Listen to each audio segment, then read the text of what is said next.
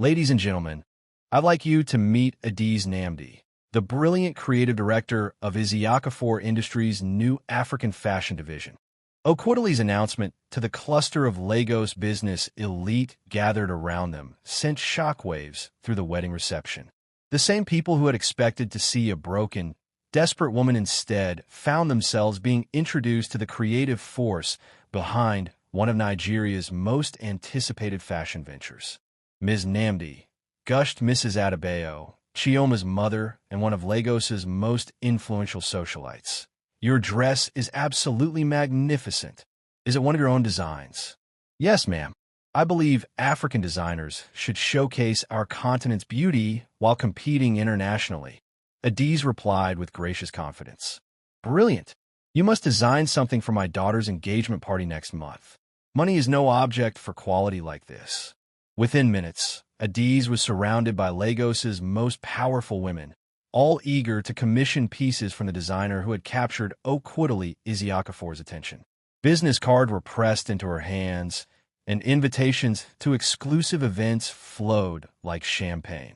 Ms. Namdi, I'm hosting a charity gala next month for the Lagos Children's Hospital, said Chief Mrs. Okonkwo, wife of a prominent banker. Would you consider designing something special for the auction? Your work would surely raise significant funds.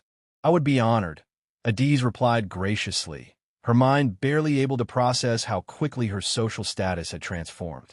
Across the reception hall, Tochukwu stood frozen in shock, watching his ex-wife command the attention and respect of people he had spent years trying to impress. His carefully planned humiliation had backfired spectacularly, turning into a celebration of the woman he had declared worthless. Tochukwu, my friend, you didn't tell me you knew Okwudili's new fashion prodigy, said Chief Emeka Okafor, one of his business associates. Your ex-wife has certainly done well for herself. You must be very proud. Yes, of course. Tochukwu managed to stammer, his confident facade cracking. The divorce must have been amicable if she's willing to attend your wedding and bring such prestige to the occasion. Chief Emeka continued innocently. It speaks well of your character that you maintained a good relationship. Before Tochukwu could respond, Chioma appeared at his side in her elaborate white gown, having finally emerged from the bridal suite to greet her guests. Darling, everyone is talking about some important fashion designer who arrived with Okwudili Isiakafor, she said excitedly. Where is she? I want to meet her and possibly commission a piece for our honeymoon wardrobe.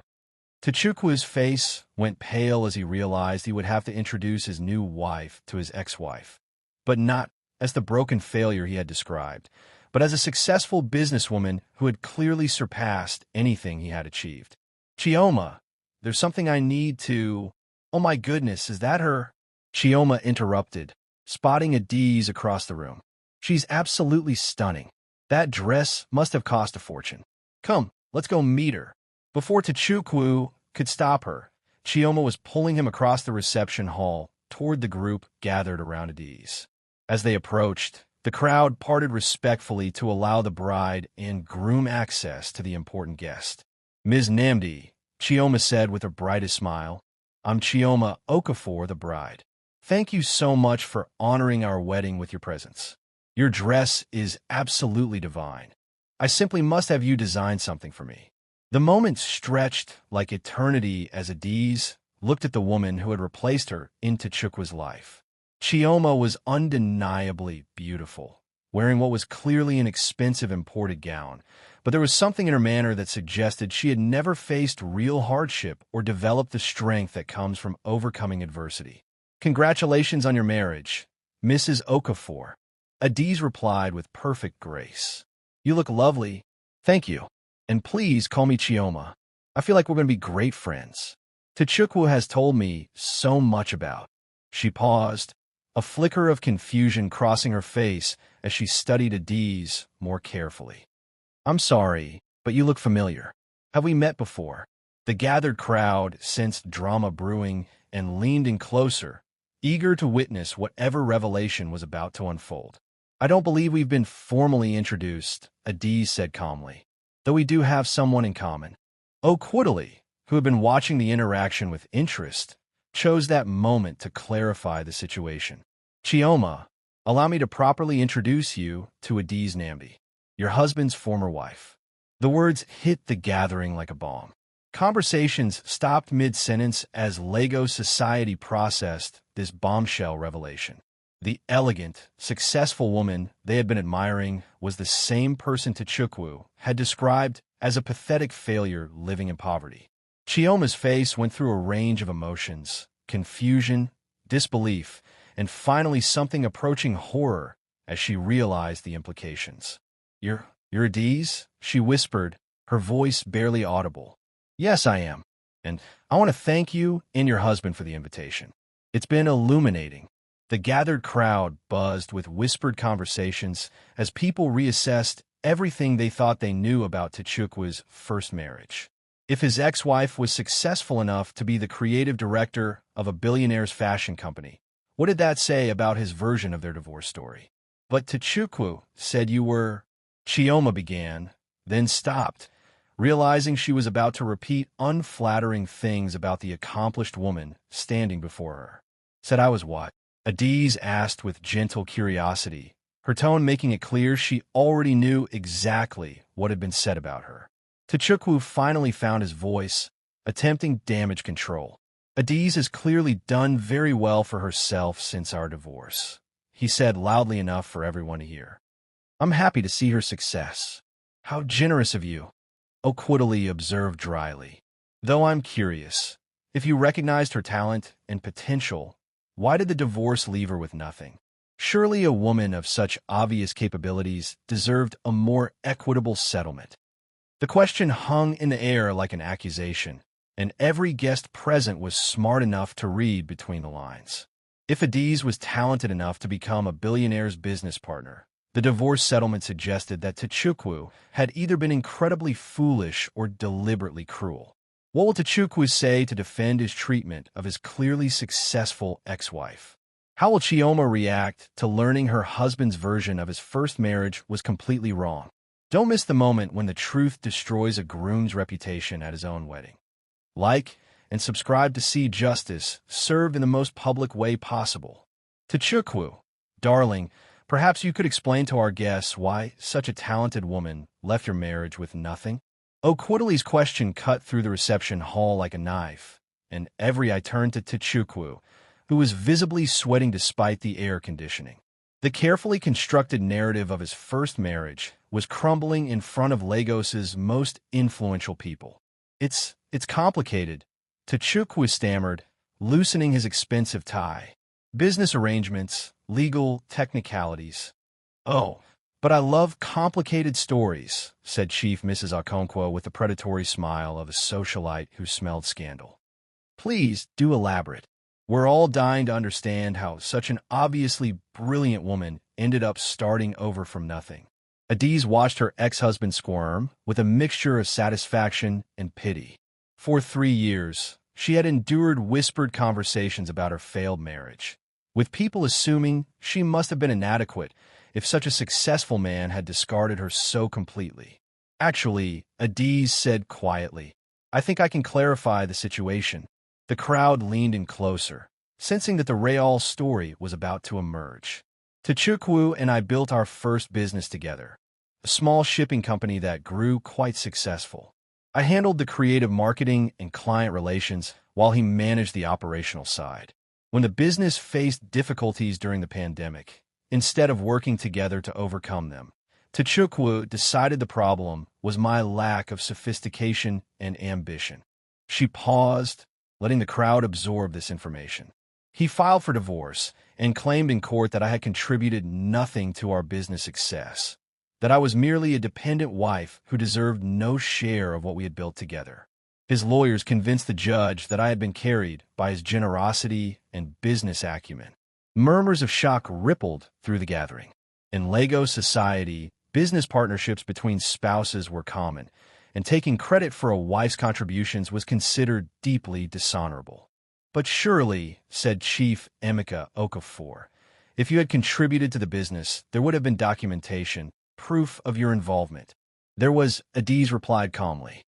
"But corporate records can be altered when one partner controls the company's legal representation and the other can't afford expensive lawyers. The implications of her words hit the crowd like a sledgehammer. Tochukwu hadn't just divorced his wife. He had systematically erased evidence of her contributions and stolen her share of their joint success. "My word," gasped Mrs. Adaeze, Chioma's mother. "You mean he took everything and left you with nothing after you helped build the business?" "He left me with something much more valuable than money," Adaeze said, glancing at Tochukwu with serene confidence. "He left me with the knowledge that I could build something successful once, which meant I could do it again. And he left me free to find people who actually value loyalty and partnership." Okwudili stepped closer to Adaeze, his body language making his support unmistakably clear. "When I met Adaeze 3 weeks ago, I immediately recognized exceptional talent that had been overlooked and undervalued. Sometimes the best investments are in people who have been wrongly dismissed by others." Chioma, who had been standing silent in her elaborate wedding gown, finally found her voice.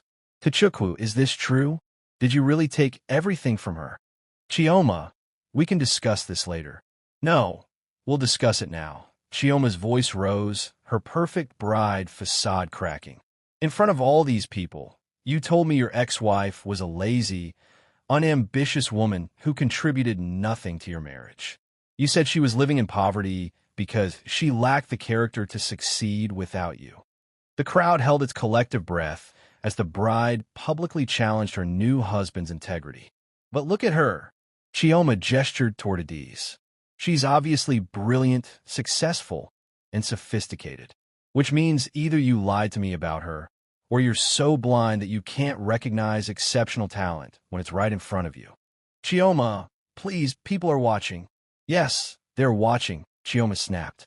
"They're watching me realize that I married a man who either lies about his ex-wife or is too stupid to appreciate a remarkable woman. Either way, what does that say about my judgment?" The reception hall was silent, except for the sound of collective breathing. No one had expected the wedding to become a public trial of the groom's character. "Furthermore," Chioma continued, her voice gaining strength, "if you could throw away a woman like this, what exactly do you think I am to you? A trophy? A status symbol? Something you'll discard when I'm no longer useful to your image?" Chief Mrs. Okonkwo whispered to her neighbor, "This is better than a Nollywood movie." Tochukwu looked around desperately at the faces surrounding him, some showing pity, others displaying barely concealed disgust, all of them reassessing everything they thought they knew about his character. "I think," said Okwudili with devastating calm, "this might be an appropriate time for Adaeze and me to take our leave. We wouldn't want to overshadow such an illuminating celebration." As they prepared to go, Adaeze turned back to Chioma with genuine sympathy. "Mrs. Okafor, if I may offer some advice from experience, a man's treatment of his ex-wife tells you everything you need to know about his character. Choose your future accordingly. Will Chioma make a dramatic decision about her new marriage? How will Tochukwu's reputation recover from this public humiliation? Don't miss the explosive aftermath that will change multiple lives forever. Hit that subscribe button to see how quickly pride can turn to devastation." I want an annulment. Immediately, Chioma's declaration echoed through the Oriental Hotel's bridal suite as she stood before her new husband, still wearing her elaborate wedding gown, but with a face that had transformed from bridal radiance to cold determination. "Chioma, please, you're being emotional," Tochukwu pleaded, loosening his bow tie as sweat beaded on his forehead. "What happened downstairs was just a misunderstanding blown out of proportion." "A misunderstanding?" Chioma laughed bitterly. "You lied to me about your entire first marriage. You painted your ex-wife as a worthless failure when she's clearly brilliant and successful. You made me complicit in humiliating a woman who did nothing wrong except trust the wrong man." Through the suite's windows, they could see guests departing the wedding reception in clusters, their animated conversations suggesting that the evening's revelations would be the talk of Lagos society for months to come. "Think about what you're saying," Tochukwu said desperately. "We just had the wedding of the year. Everyone important in Lagos was here. Our families have invested enormous amounts in this celebration. Our family's invested in a lie, Chioma interrupted. You told me your ex-wife was an uneducated, unambitious woman who dragged you down. Instead, she's accomplished enough to be Okwudili Isiakafor's business partner. Do you understand what that means? She began removing her jewelry with sharp, angry movements. It means either you're a liar who deliberately deceived me about your past, or you're so foolish that you threw away a remarkable woman and didn't even realize her value. Either way, I refuse to be married to a man with such flawed character. Meanwhile, 3 floors below in the hotel's executive lounge, Adaeze and Okwudili sat reviewing the business cards and invitations she had collected during their brief appearance at the reception. In one evening, you've received more high-profile commission requests than most designers get in a year, Okwudili observed with satisfaction. Mrs. Adebayo wants an entire wardrobe for her daughter's engagement. Chief Mrs. Okonkwo wants to auction one of your pieces for charity. The governor's wife wants to discuss a collaboration for the state's cultural festival. I can barely process it all, Adaeze admitted, looking at the stack of cards from Lagos's most influential women. 3 weeks ago, I was invisible. Tonight, I'm apparently the most sought-after designer in the city. You were always talented, Adaeze. Tonight simply gave you the platform to showcase abilities that were already there. As they prepared to leave the hotel, Okwudili's phone buzzed with messages from business associates who had attended the wedding. Listen to this, he said, scrolling through his texts. Chief Emeka says Tochukwu's reputation is finished in serious business circles. Mrs. Okonkwo says no respectable woman will trust him after seeing how he treated you. Even his own groomsmen are questioning his character. I never wanted to destroy him, Adaeze said quietly. I just wanted to prove that his assessment of my worth was wrong. You proved much more than that. You proved that integrity and talent ultimately triumph over lies and arrogance. The drive back to Ikoyi was peaceful, both of them processing the evening's dramatic events. As Okwudili's Rolls-Royce pulled up to Adaeze's apartment building, he had one final observation. Adaeze, what happened tonight wasn't just your personal vindication. You've become a symbol for every woman who's been undervalued or dismissed by men who couldn't recognize their worth. What do you mean? Check your phone when you get upstairs. I suspect you'll find that your story has already spread beyond tonight's guest list. Indeed, when Adaeze reached her apartment, her phone was flooded with messages. The story of the worthless ex-wife who had appeared at her former husband's wedding as a billionaire's business partner was spreading across Lagos social media like wildfire. Her daughter's nanny, Mrs. Adunni, was waiting with updates about Kemi's evening. Madam, you look absolutely radiant, the older woman exclaimed. And little Kemi has been so excited, knowing her mama was at an important party. She kept saying, my mama is the most beautiful and smartest woman in Lagos. And she was right, Adaeze smiled, thinking about how her daughter's life had been transformed along with her own. The next morning brought unexpected visitors. Chioma appeared at Adaeze's door, no longer wearing her wedding gown but dressed in simple clothes, her eyes red from crying. Mrs. Namdi, may I speak with you? I know I have no right to ask, but I need to understand what really happened in your marriage. Over coffee in Adaeze's beautiful new apartment, Chioma listened as Adaeze told the true story of her relationship with Tochukwu. The early partnership, the business they built together, the systematic erasure of her contributions, and the cruel divorce that left her with nothing. He told me you were lazy and unambitious, Chioma said, tears streaming down her face. He said you tried to take credit for his success and that he had been generous to support you as long as he did. I'm sorry you had to learn the truth this way, Adaeze said gently. But I'm not sorry you learned it before it was too late to change your future. I filed for annulment, Chioma revealed. My family is mortified, but I refuse to be married to a man who would treat anyone so cruelly. If he could destroy you after building a business together, what would he do to me if I ever disappointed him? That afternoon, Adaeze received a call that would change everything once again. Mrs. Namdi, this is Ngozi from the office. Mr. Isiakafor asked me to schedule an emergency meeting. We've received calls from 3 international fashion houses who saw coverage of last night's wedding on social media. They want to discuss collaboration opportunities immediately. Will Adaeze's success continue to soar beyond her wildest dreams? What happens to Tochukwu now that his reputation is destroyed? Don't miss the incredible international opportunities that will make her triumph complete. Like and subscribe to see how high a determined woman can rise. Adaeze, I've never seen anything like this response to a single public appearance. Okwudili sat across from her in his executive conference room, surrounded by printed emails, fax messages, and international phone logs that had been accumulating since dawn. Word of the elegant African designer who had stunned Lagos society was spreading across the global fashion community with unprecedented speed. These aren't just local inquiries, he continued, his voice filled with excitement. Vera Wang's people called from New York. Christian Dior's African division wants to discuss a collaboration. The Milan Fashion Week organizers are asking if you'll consider showing next season. Adaeze stared at the stack of international correspondence, unable to fully process that the fashion world's biggest names were suddenly interested in her work. How is this possible? It's been less than 24 hours since the wedding. Social media, international business networks, and the fact that authentic African luxury fashion is exactly what the global market has been waiting for, Okwudili explained. The dress you wore last night was photographed and shared thousands of times. Fashion bloggers from Paris to Dubai are calling it a masterpiece of contemporary African design.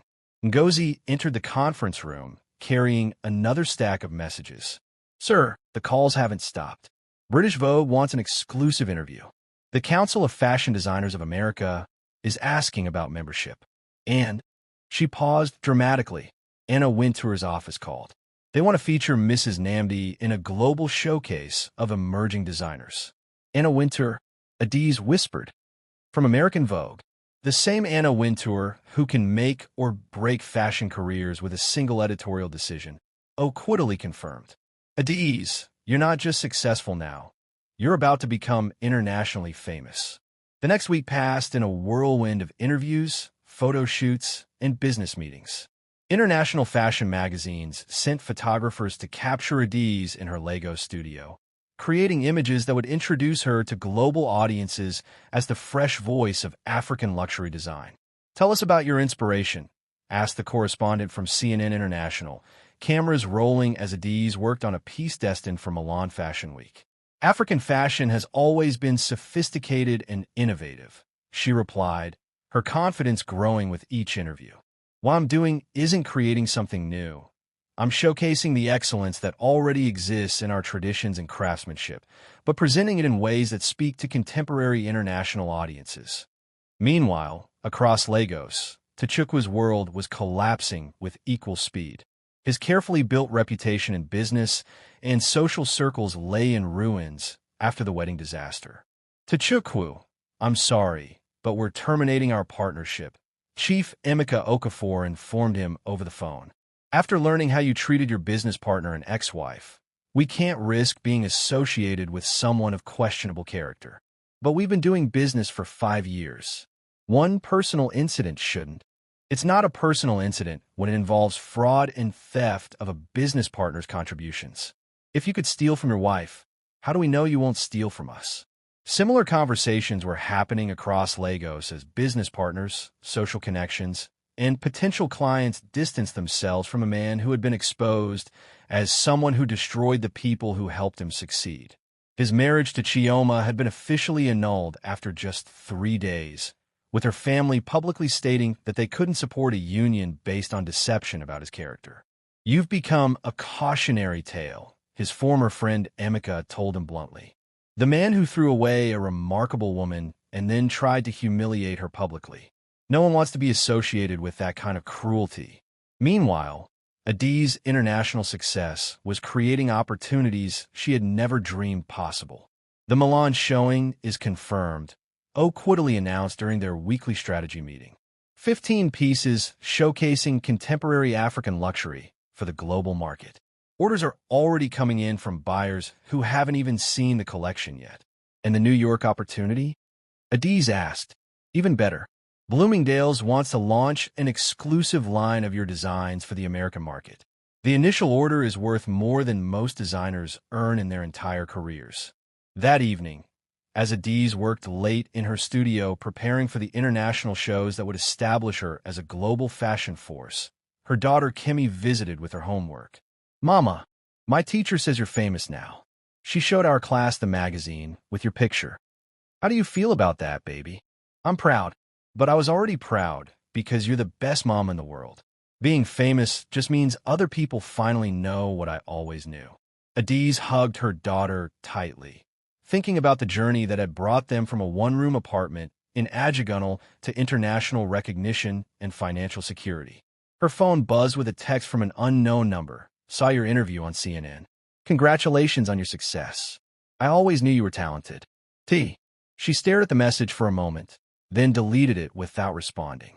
Some bridges, once burned by cruelty and betrayal, should never be rebuilt, even when the person who destroyed them finally realizes what they lost. 3 weeks later, Adaeze stood backstage at Milan Fashion Week, watching as international models prepare to showcase her collection to buyers, fashion editors, and influencers from around the world. "Are you ready?" asked the show's producer.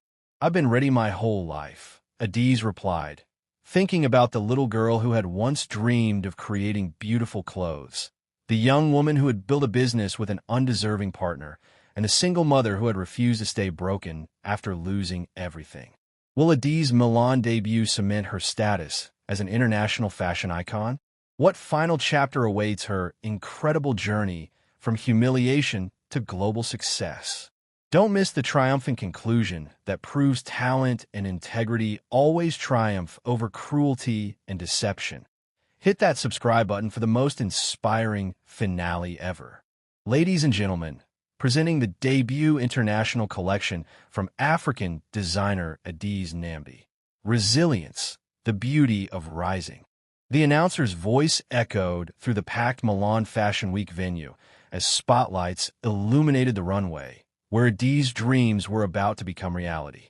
In the front row sat Anna Wintour, Susie Manx, and fashion editors from every major international publication, while buyers from the world's most exclusive boutiques waited to see what the African designer, who had taken social media by storm, could deliver on fashion's biggest stage.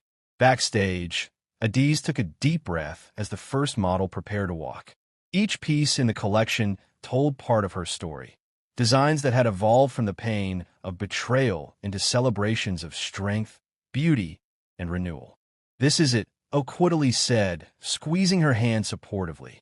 "The moment that establishes you as one of the world's great designers." "No," Adaeze replied with quiet confidence. "This is the moment that proves I always was one of the world's great designers. I just needed the right platform to show it." The first model walked out wearing the opening piece, a stunning interpretation of traditional Igbo uli patterns reimagined as a contemporary evening gown that seemed to flow like liquid gold. The audience's immediate applause told Adaeze that her vision was connecting with the international fashion community. One by one, her 15 pieces graced the Milan runway, each one representing a different aspect of African femininity: strength, grace, resilience, joy, sophistication, and power. The collection seamlessly blended traditional craftsmanship with contemporary silhouettes, creating clothes that honored heritage while appealing to modern global tastes. When the final model walked wearing the collection's showstopper, a magnificent gown inspired by the royal blue dress Adaeze had worn to humiliate her ex-husband, the entire venue erupted in standing ovation that lasted 5 minutes. "Brava! Brava!"